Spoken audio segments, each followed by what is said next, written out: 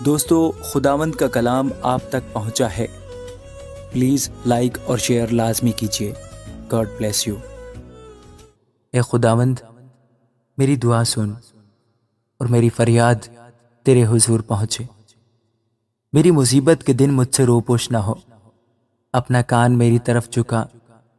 جس دن میں فریاد کروں مجھے جلد جواب دے، کیونکہ میرے دن دھوئیں کی طرح اڑے جاتے ہیں اور میری ہڈیاں ایندھن کی طرح جل گئیں۔ میرا دل گھاس کی طرح جھلس کر سوکھ گیا، کیونکہ میں اپنی روٹی کھانا بھول جاتا ہوں۔ کراہتے کراہتے میری ہڈیاں میرے گوشت سے جا لگی۔ میں جنگلی حواشل کی مانند ہوں۔ میں ویرانے کا الو بن گیا۔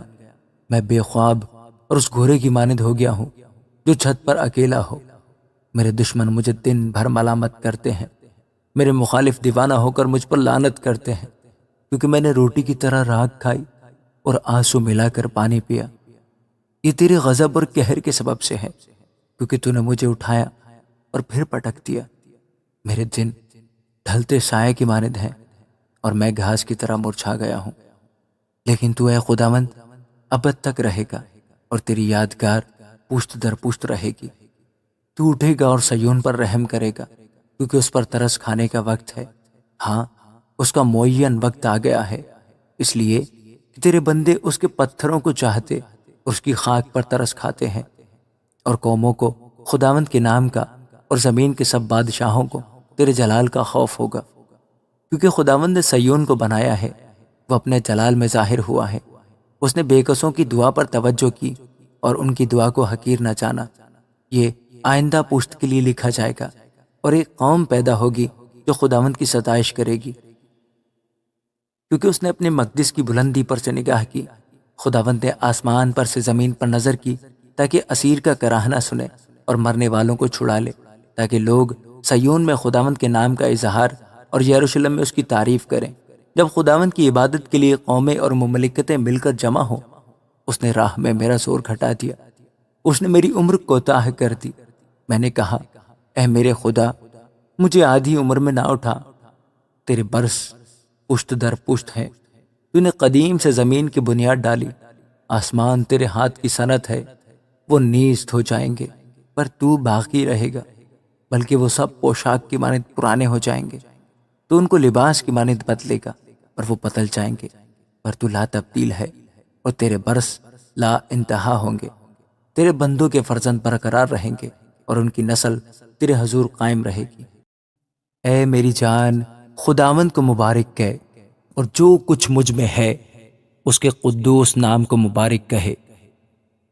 اے میری جان، خداوند کو مبارک کہے اور اس کی کسی نعمت کو فراموش نہ کر۔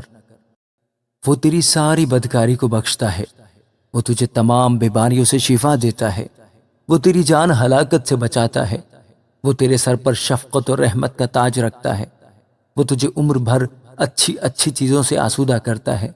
تو عقاب کی مانند از سر نوجوان ہوتا ہے۔ خداوند سب مظلوموں کے لیے صداقت اور عدل کے کام کرتا ہے۔ اس نے اپنی راہیں موسیٰ پر اور اپنے کام بنی اسرائیل پر ظاہر کیے۔ خداوند رحیم اور کریم ہے، قہر کرنے میں دھیما اور شفقت میں غنی۔ وہ سدا جھڑکتا نہ رہے گا، وہ ہمیشہ غضبناک نہ رہے گا۔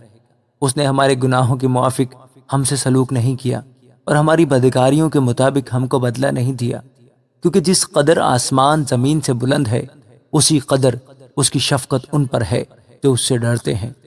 جیسے پورب پچھم سے دور ہے، ویسے ہی اس نے ہماری خطائیں ہم سے دور کر دی۔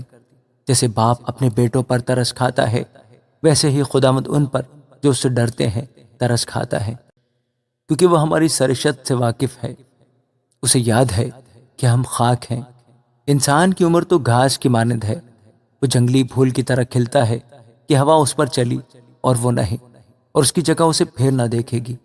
لیکن خداوند کی شفقت اس سے ڈرنے والوں پر ازل سے ابد تک، اور اس کی صداقت نسل در نسل ہے، یعنی ان پر جو اس کے عہد پر قائم رہتے ہیں اور اس کے قوانین پر عمل کرنا یاد رکھتے ہیں۔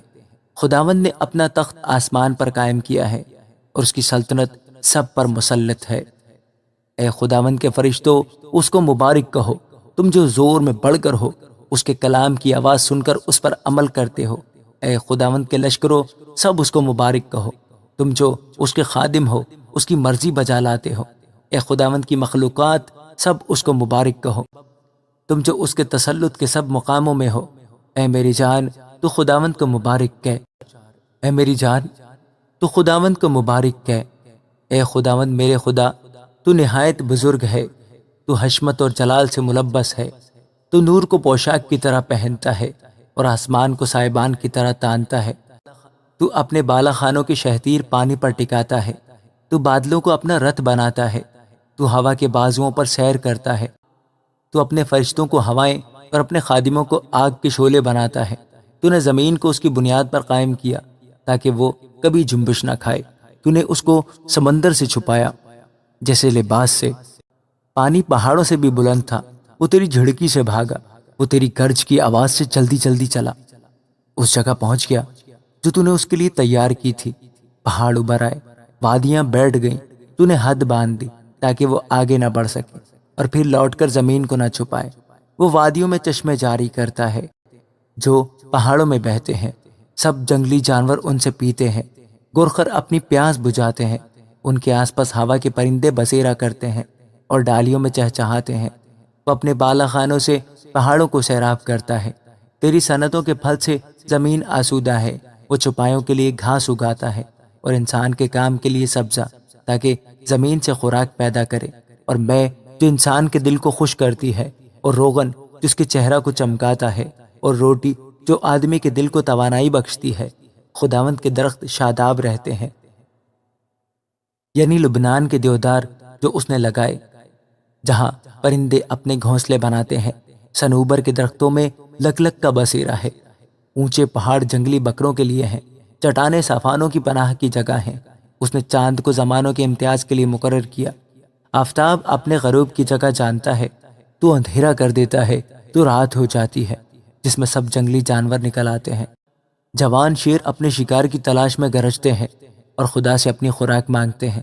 آفتاب نکلتے ہی وہ چل دیتے ہیں اور جا کر اپنی باندوں میں پڑے رہتے ہیں۔ انسان اپنے کام کے لیے اور شام تک اپنی محنت کرنے کے لیے نکلتا ہے۔ اے خداوند، تیری صنعتیں کیسی بے شمار ہیں، تو نے سب کچھ حکمت سے بنایا۔ زمین تیری مخلوقات سے معمور ہے۔ دیکھو یہ بڑا اور چوڑا سمندر جس میں بے شمار رینگنے والے جاندار ہیں، یعنی چھوٹے اور بڑے جانور۔ جہاز اسی میں چلتے ہیں، اسی میں لویاتان ہے جسے تو نے اس میں کھیلنے کو پیدا کیا۔ ان سب کو تیرا ہی آسرا ہے تاکہ تو ان کو وقت پر خوراک دے۔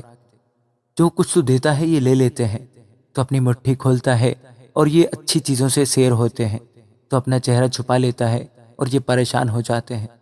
تو ان کا دم روک لیتا ہے اور یہ مر جاتے ہیں اور پھر مٹی میں مل جاتے ہیں۔ تو اپنی روح بھیجتا ہے اور یہ پیدا ہوتے ہیں، اور تو روح زمین کو نیا بنا دیتا ہے۔ خداوند کا جلال ابد تک رہے۔ خداوند اپنی صنعتوں سے خوش ہو، وہ زمین پر نگاہ کرتا ہے اور وہ کانپ جاتی ہے۔ وہ پہاڑوں کو چھوتا ہے اور ان سے دھواں نکلنے لگتا ہے۔ میں عمر بھر خداوند کی تعریف گاؤں گا۔ جب تک میرا وجود ہے میں اپنے خدا کی مدد سرائی کروں گا۔ میرا دھیان اسے پسند آئے، میں خداوند میں شادمان رہوں گا۔ گنہگار زمین پر سے فنا ہو جائیں اور شریر باقی نہ رہیں۔ اے میری جان، خداوند کو مبارک کہہ، خداوند کی حمد کرو۔ آمین۔